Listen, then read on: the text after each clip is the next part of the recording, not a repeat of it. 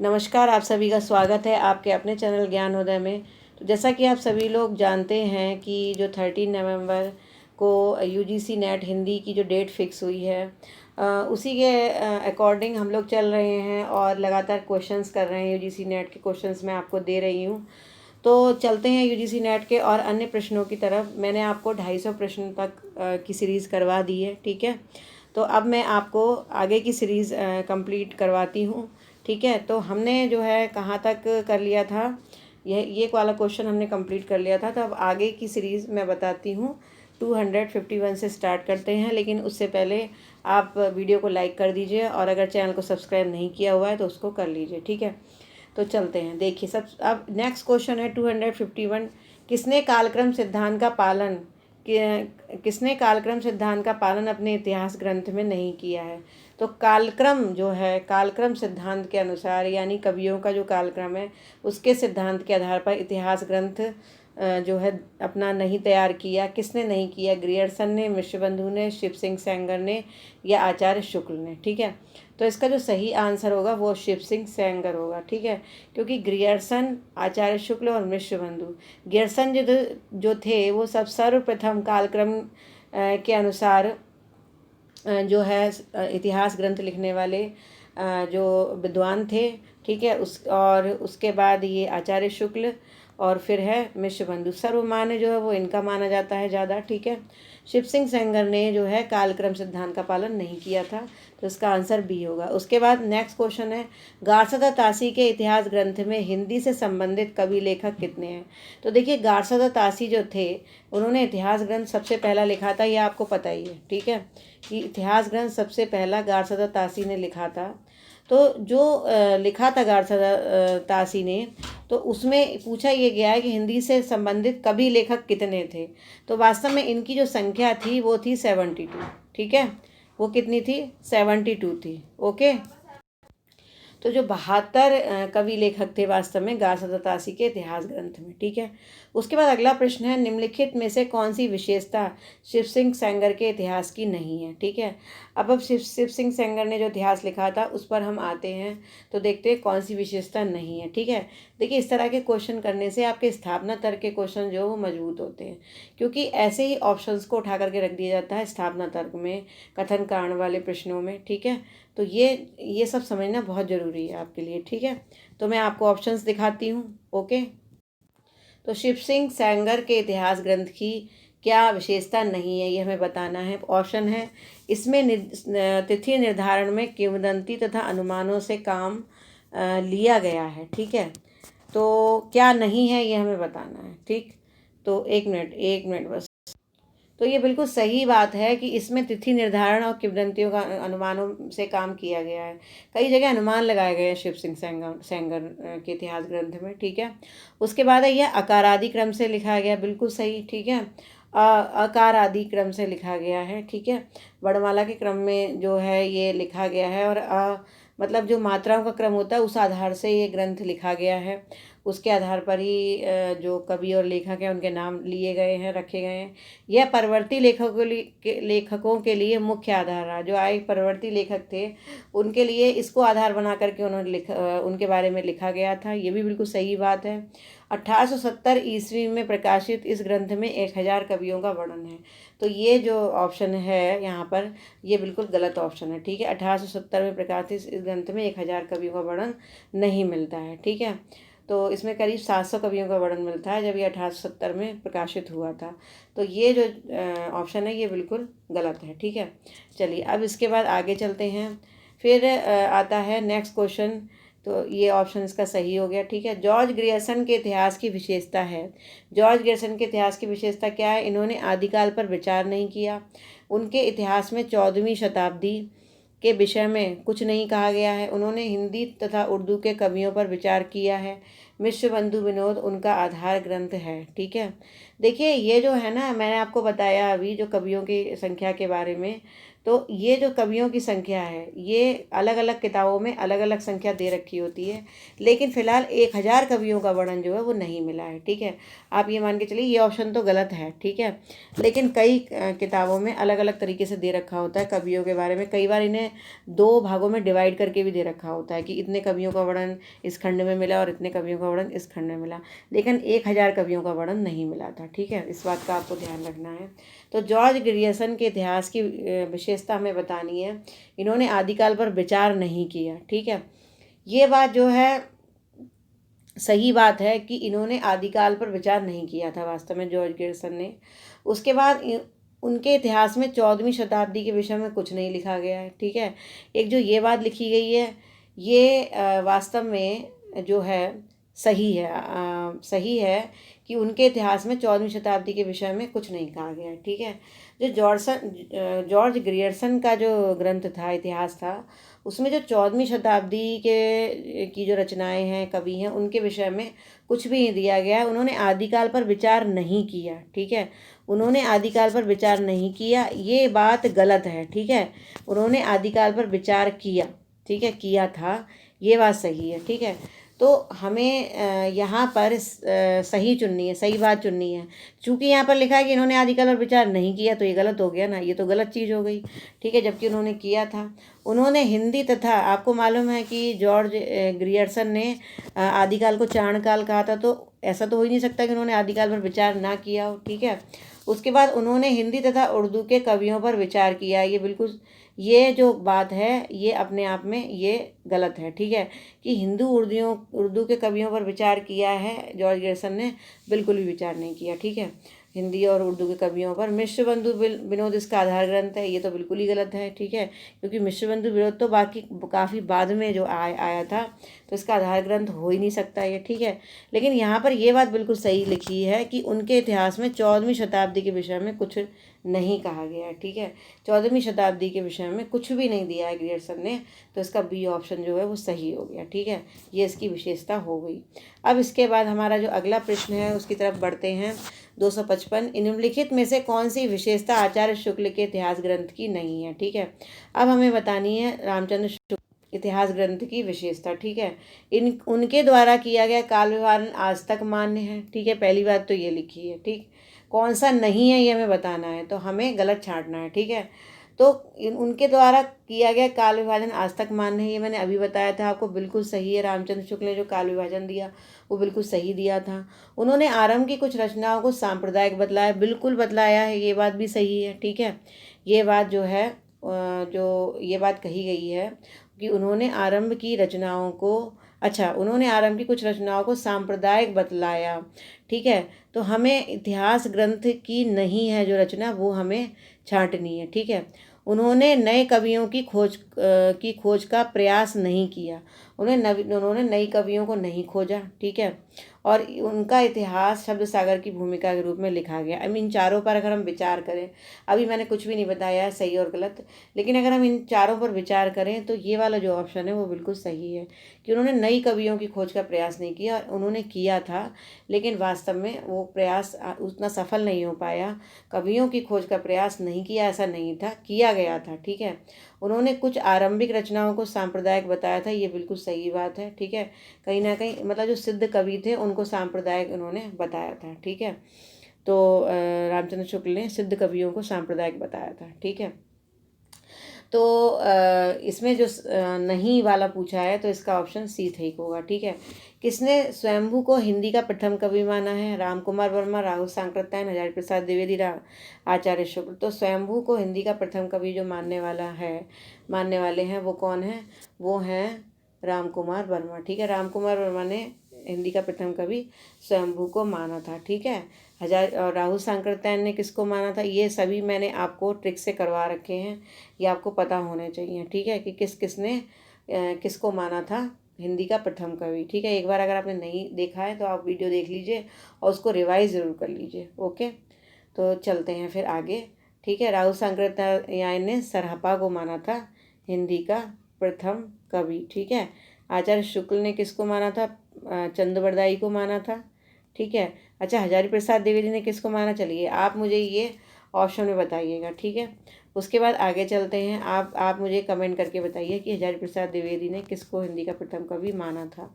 ठीक है, पुष्य और पुंड को हिंदी का प्रथम कवि किसने माना था? शिव सिंह सेंगर ने माना था। ठीक है, चलिए अब इसके बाद जो अगला प्रश्न है वो है उचित वक्ता के संपादक कौन थे। ठीक है, उचित वक्ता जो पत्रिकाओं की बात यहाँ पर चल रही है, तो उचित वक्ता के संपादक कौन थे? पंडित दुर्गा प्रसाद मिश्र, पंडित सदानंद, छोटूलाल मिश्र या भगीरथ मिश्र।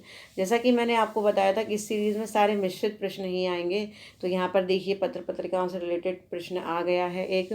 तो यहाँ पर अगर देखा जाए उचित वक्ता के संपादक जो हैं वो थे पंडित दुर्गा प्रसाद मिश्र। ठीक है, पंडित दुर्गा प्रसाद मिश्र। अगर आप उचित वक्ता नहीं हैं तो आप उचित वक्ता कैसे बनेंगे? आपको उचित वक्ता बनने के लिए दुर्गा का प्रसाद खाना पड़ेगा। ठीक है, अगर आप दुर्गा का प्रसाद खा लेंगे तो आप उचित वक्ता बन जाएंगे और अच्छी अच्छी बातें बोलेंगे। बस इतना एक ट्रिक याद रख लीजिए तो आपको याद रहेगा। ठीक है, उसके बाद आगे चलते हैं। प्रताप के संपादक कौन थे? ठीक है, मदन मोहन मालवीय, चंद्रधर शर्मा गुलेरी, गणेश शंकर विद्यार्थी, दुलारे लाल भार्गव। तो इसकी ट्रिक भी मैं आपको बता चुकी हूँ ऑलरेडी कि गणेश जो भगवान है, चूँकि वो प्रथम पूज्य हैं तो उनका प्रताप बहुत ज़्यादा है। तो सबसे ज़्यादा प्रतापी कौन होते हैं? गणेश। ठीक है, गणेश शंकर। तो गणेश भी प्रतापी हैं, शंकर भी प्रतापी हैं और एक विद्यार्थी भी प्रतापी ही होता है। ठीक है, तो प्रताप के संपादक कौन हो गए? गणेश शंकर विद्यार्थी। ठीक है, अब चलते हैं 259 क्वेश्चन पर। मैं बताती हूँ आपको। तो 259 जो प्रश्न है वो है शावकाचार किसकी रचना है? आपको मालूम है कि हिंदी की प्रथम रचना जो है वो शावकाचार मानी जाती है। तो ये किसने लिखी थी? देवसेन ने, जिनदत्त सूरी ने, स्वयंभू ने या शैलभद्र सूरी ने? तो इसका जो सही आंसर है वो है देवसेन। ठीक है, देवसेन ने शावकाचार रचना जो है वो लिखी थी। ठीक है, फिर है पाहुड़ दोहा के रचनाकार कौन है? मुनि कनकामर, नयनंदी, मुनि और राम सिंह तथा हाल। ठीक है, तो इसमें से जो सही आंसर होगा वो है राम सिंह। ठीक है, राम सिंह ने लिखी थी पाहुड़ दोहा। और वैसे भी इसकी ट्रिक भी मैंने आपको बता रखी है कि राम ने पत्थर को छू लिया था। ठीक है, तभी तो वो अहिल्या जो थी वो अहिल्या नारी बन गई थी। ठीक है, तो राम ने किसको छुआ था? पाहुन को, यानी पत्थर को। ऐसे याद रख लीजिए आप। ठीक है, उसके बाद आगे चलते हैं। किसे आदिकाल की एक प्रवृत्ति नहीं कहा जा सकता? अप्रामाणिक रचनाएं, राष्ट्रीयता का चरमोत्कर्ष, वीर व श्रृंगार रस की अभिव्यक्ति, अतिशयोक्तिपूर्ण वर्णन। ठीक है, तो आदिकाल की प्रवृत्ति किसे नहीं कहा जा सकता? देखिए अप्रामाणिक रचनाएं थी आदिकाल में, बिल्कुल सही है। ठीक है, जैसे कि आप देखिए कुछ रचनाएं तो ऐसी जिनका प्रमाण आज तक नहीं मिला है। ठीक है, बहुत सी रचनाएं ऐसी हैं। पृथ्वीराज रासो की प्रमाणिकता पर सबसे ज़्यादा सवाल उठे हैं। ठीक है, तो हमीर रासो के प्रमाण तो आज भी नहीं मिले हैं। एक भी उसका खंड नहीं मिला आज तक। तो मतलब अप्रामाणिक रचनाएं हैं। अच्छा, वीर व श्रृंगार रस की अभिव्यक्ति है, ये बिल्कुल सही बात है। ठीक है, वीर और श्रृंगार रस भर भर के दिया हुआ है उसमें। अतिशयोक्तिपूर्ण वर्णन है, ये भी सही है। लेकिन राष्ट्रीयता का चरमोत्कर्ष ये जो विशेषता है ये उसमें नहीं है आदिकाल में, और हमसे नहीं पूछी गई है। तो ये ऑप्शन बी सही है। ठीक है, आगे है अपभ्रंश को पुरानी हिंदी किसने कहा? आचार्य शुक्ल, राहुल सांकृत्यायन, चंद्र शर्मा गुलेरी। तो ये क्वेश्चन मैं पहले भी आपको सीरीज में करवा चुकी हूँ। तो ये जो क्वेश्चन का आंसर है वो है कि हिंदी अपभ्रंश को पुरानी हिंदी किसने कहा? चंद्रधन शर्मा गुलेरी। ठीक है, चलो अब इसके बाद नेक्स्ट क्वेश्चन जो है हमारा 263 84 वैष्णव की वार्ता तथा 252 वैष्णव की वार्ता के लेखक कौन है? ठीक है, तो 84 वैष्णव की वार्ता और 252 वैष्णव की वार्ता गोकुलनाथ, ईशनाथ, सिद्धनाथ और तोमरनाथ। तो देखिए मैं आपको बता दूं, चाहे 84 वैष्णव हो और चाहे 252 हो, ठीक है, ये दोनों ही गोकुलनाथ के ही लिखे हुए हैं। ठीक है, इसकी ट्रिक भी मैंने आपको करवा रखी है। अगर आप कृष्ण भक्ति काव्य में जाएंगे वहाँ पर जितनी भी रचनाएं सभी ट्रिक से मैंने आपको करवा रखी हैं। आदिकाल को बीज वपन काल किसने कहा? हजारी प्रसाद द्विवेदी, विश्वबंधु, महावीर प्रसाद द्विवेदी या विश्वनाथ प्रसाद। तो मैंने आपको बताया था कि बीज बोने वाला, बीज वपन करने वाला महावीर ही होता है। ठीक है, बहुत वीर होता है तभी वो बीज बोता है, जैसे किसान है। ठीक है, तो महावीर प्रसाद द्विवेदी जो है बीज वपन काल उन्होंने नाम दिया आदिकाल का। ठीक है, मुंजरास के रचयिता कौन है? हालांकि मुंजरास पर आज भी सवाल उठते हैं, आज भी किसी को पता नहीं है जो इसके पर्टिकुलरली लेखक के बारे में, मतलब जो इनके रचयिता थे इसके बारे में आज भी कयासें लगाई जाती हैं कि कौन होगा रचयिता। लेकिन वास्तव में मुंजरास के रचयिता, अगर इस तरह से क्वेश्चन आता है ABC में मुंज, जिंदत और शैलीबद्ध सुई आपको दे रखा है, तो ज़्यादा जो सुई जो हमारी टिकती है वो मुंज पर ही टिकती है, ठीक है, क्योंकि इनका नाम ऐसा है, मुंजराज जो दिया हुआ है। तो मुंज लोग मानते हैं, लेकिन आज भी डेफिनेट नहीं कहा जाता है कि मुंज रास के रचयिता कौन है, ठीक है। इस पर बहुत सारे सवाल हैं, लेकिन अगर इस तरह से दे रखा है तो मुंज इसका आंसर होना चाहिए, ठीक है। चंदनवाला रास के रचनाकार कौन है, ठीक है। चंदनवाला रास, इसकी ट्रिक आपको पता ही है। इसके आसगु, पालहंस, सुमति, गढ़ी और जिंधम सुरी, तो इनमें से आसगु जो है वो कौन है, चंदनवाला रास के रचनाकार है। उसके बाद अगला क्वेश्चन है, प्रबंध चिंतामणि के लेखक कौन है, ठीक है। तो प्रबंध चिंतामणि के लेखक बाणभट्ट, मेरुतुंग, कुलशेखर, हेमचंद्र, ठीक है। तो इनमें से जो है कौन से होने चाहिए। प्रबंध चिंतामणि जो लिखी थी वो लिखी थी मेरुतुंग ने, ठीक है। तो इसका आंसर क्या होगा, मेरुतुंग, ओके। उसके बाद है फिर भविष्यत कहा की रचयिता, भविष्यत कथा या भविष्यत कहा बात एक ही है। देवपाल, धनपाल, कुमारपाल, रामपाल। तो भाई आपको भविष्य अगर अच्छा बनाना है तो धन को पाल कर रखना पड़ेगा, सेव करके रखना पड़ेगा। तो भविष्यत कथा के कौन हो गए, धनपाल, ठीक है। प्रबंध चिंतामणि के कौन हो गए, मेरु तुंग, ठीक है। ठीक है, अगर मेरू, मेरू का मतलब मेरा, मेरा अगर मणि होगा तो मुझे चिंता तो हो ही जाएगी, क्योंकि मेरे पास मणि है, उस पर उसको कोई चुरा के ले जा सकता है, तो इसलिए मुझे उसका प्रबंध करना पड़ेगा, ठीक है। चलिए अब इसके बाद अगले क्वेश्चन पर चलते हैं। 269 क्वेश्चन जो है हमारा क्या कह रहा है। 269 क्वेश्चन है, सोमप्रभ सूरी ने निम्नलिखित में से किसकी रचना की है, ठीक है। कुमारपाल रास की, कुमारपाल चरित्र की, उपदेश रसायन राज की, या कुमारपाल प्रतिबोध की, ठीक है। अब ये चारों रचनाएं एक जैसी लग रही हैं, तो सोमप्रभ सूरी ने वास्तव में किसकी जो है रचना की थी। तो इसका जो सही आंसर है वो है कुमारपाल प्रतिबोध, ठीक है।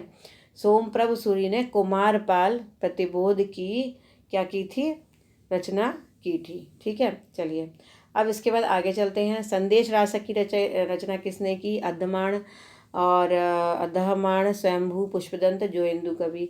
तो इसका जो सही आंसर है वो है अद्धमाण। कई बार आपको बता चुकी हूँ, फिर से रिपीट हो रहा है। सरहपा का काव्य कैसा है, प्रबंध का, मुक्तब का, खंड काव्य। सरहपा ने दोहा कोश लिखा था, और दोहा कोश जो है वो वास्तव में किस रूप में लिखा था उन्होंने, तो दोहा कोश जो है उन्होंने खंड काव्य के रूप में लिखा था, ठीक है, खंडों में बांट कर लिखा था, तो ये हो गया खंड काव्य, ठीक है। चलिए अब इसके बाद आगे चलते हैं। फिर है उक्ति व्यक्ति प्रकरण के लेखक कौन है, दामोदर पंडित, ज्योतिरीश्वर ठाकुर, रोड़ा कवि, या कोई नहीं। तो वास्तव में उक्ति व्यक्ति प्रकरण के लेखक कौन है, दामोदर कवि, ठीक है। और मैंने आपको कई बार बताया ये प्राकृत के व्याकरण का ग्रंथ है वास्तव में, ठीक है। चलिए तो मैंने आज देखिए वीडियो जो है हमारा इतना ही रहने देते हैं, इतना 270 तक मान लीजिए आप, मैंने लगभग क्वेश्चन करवा दिए हैं आपको। फिर उसके बाद जो अगला वीडियो होगा उसमें मैं आपको जो 20 क्वेश्चन बचे हुए हैं, ठीक है, 71 से लेकर, तो वो क्वेश्चन मैं आपको आगे करवाने की कोशिश करूँगी। या फिर चलिए मैं आपको कुछ क्वेश्चंस यहाँ पर करवा ही देती हूँ। चलिए देखिए 272 तक हमारे हो गए हैं। उसके बाद आगे चलते हैं 273, ठीक है। 273 क्वेश्चन जो है, पृथ्वीराज रासो को ऐतिहासिक ग्रंथ किसने माना, कर्नल टाड, बूलर, मुनि जिनबेजय और रामबर सिंह। तो पृथ्वीराज रासो को ऐतिहासिक ग्रंथ जो मानने वाले थे, सबसे ज़्यादा समर्थन करने वाले जो थे वो थे कर्नल टाड, ठीक है। और सबसे ज़्यादा इसका विरोध करने वाले कौन थे, बूलर थे, ठीक है। ये आपको ध्यान रखने दोनों नाम, ठीक है। विद्यापति किसके आश्रित कवि थे, तो विद्यापति कीर्ति सिंह और शिव सिंह दोनों के ही थे। तो देखिए ये ऑप्शन कई तरीके से आ सकता है, या तो इस तरह से आएगा विद्यापति किसके आश्रित कवि थे, तो उसमें कभी हो सकता है ऑप्शन ये आ जाए कीर्ति सिंह तथा शिव सिंह दोनों, ठीक है। तो आप उसी पर निशान लगाएंगे, उसी पर मार्क करेंगे, दोनों वाले पर, क्योंकि दोनों ही इनके आश्रित कवि थे। लेकिन अगर आपसे पर्टिकुलरली दोनों को अलग अलग पूछा जाए तो आप शिव सिंह को ज़्यादा इम्पोर्टेंस देंगे, क्योंकि शिव सिंह के जो है सानिध्य में ज़्यादा रहे थे। हालांकि उन्होंने कीर्तिलता कीर्तिपता का बाद में लिखी थी कीर्ति सिंह के साथ में रह करके, लेकिन इनके सानिध्य में वो शुरू से ही रहे थे, ठीक है। इनके जो पिताजी थे विद्यापति के, वो भी शिव सिंह के दरबार में ही जाया करते थे शुरू से, तो शिव सिंह का नाम अधिक लिया जाता है, ठीक है। खड़ी बोली का प्रथम कवि कौन है, भारतेंदु, महावीर प्रसाद द्विवेदी, अमीर खुसरो या चंद। तो खड़ी बोली का जो प्रथम कवि है वो आदिकाल के कवि अमीर खुसरो हैं, ठीक है। निम्नलिखित में से अमीर खुसरो ने किसकी रचना नहीं की, ठीक है। तो अमीर खुसरो ने किसकी रचना नहीं की, तो मैं आपको बताती हूँ, कवित्त सवैया की, पहेली मुकरी की, ढकोसला और ढकोसला की, या फिर कोश। ठीक है, तो इसमें से सही आंसर जो है वो हमारा होगा कवित्त सवैया। कवित्त सवैया में उन्होंने कुछ भी नहीं लिखा छंद में, उन्होंने पहेलियाँ भी लिखी, कोश भी लिखा और ढकोसला भी लिखा। ठीक है, प्रथम सूफी काव्य किसे कहा जाता है? प्रथम सूफी काव्य पर बहुत सारे विद्वानों के अलग अलग मंत हैं, ये सभी मैंने आपको सूफी काव्य में करवा रखे हैं। अगर आप देखना चाहते हैं कि अलग अलग विद्वानों ने कौन सा सूफी काव्य प्रथम माना है, तो वहाँ जा कर के देख सकते हैं मेरे वीडियो में। लेकिन चूंकि यहाँ पर एक जनरल क्वेश्चन पूछा गया, तो ऐसे क्वेश्चंस का जो सही आंसर माना जाता है प्रथम सूफी काव्य, तो वो है चंदायन मुल्ला दाऊद का। ठीक है, जिसको लोर कहा भी कहा जाता है। सब फिर है, सबसे प्राचीन रासो काव्य कौन सा है? सबसे प्राचीन रासो काव्य उपदेश रसायन रास, भरतेश्वली, बाहुबली रास, या रेवंतगिरी, या मुंज रास। तो देखिए, मुंज रास सबसे पुराना जो है रासो काव्य है, और इतना पुराना है कि इसके जो आज तक यही नहीं पता चल पा रहा है कि इसके लेखक कौन थे। ठीक है, तो ये मुंजरास सबसे ज़्यादा पुराना माना जाता है, सबसे प्राचीन माना जाता है। ठीक है, उसके बाद आगे चलते हैं। अगला प्रश्न है हमारा, आदिकाल की प्रसिद्ध गद्य पद्य पुस्तक राहुल वेल के लेखक कौन थे? तो राहुल वेल के लेखक मैं आपको पहले भी बता चुकी हूँ, ये जो थे अमीर खुसरो, दामोदर, ज्योतिरीश्वर ठाकुर, रोडा कवि में से जो डी ऑप्शन है वो बिल्कुल सही है, रोडा कवि। ठीक है, तो फिर चलते हैं 280 क्वेश्चन। तो अगला क्वेश्चन जो 280, बीसलदेव रासो किस प्रकार की रचना है? श्रृंगार प्रधान, वीर प्रधान, भक्ति प्रधान, या शांत रस प्रधान? तो वास्तव में बीसलदेव रासो जो है श्रृंगार प्रधान रचना है, नरपति नाल की लिखी हुई है, और ये एक प्रथम रचना है जिसमें 12 मासा का वर्णन किया गया है। ठीक है, तो मैं दोस्तों आज मैंने 280 क्वेश्चन आपको करवा दिए हैं।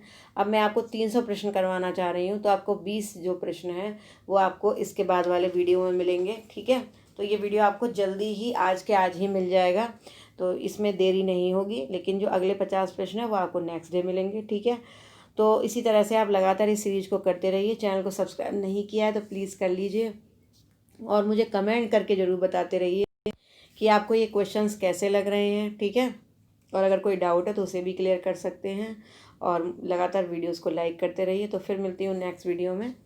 नमस्कार।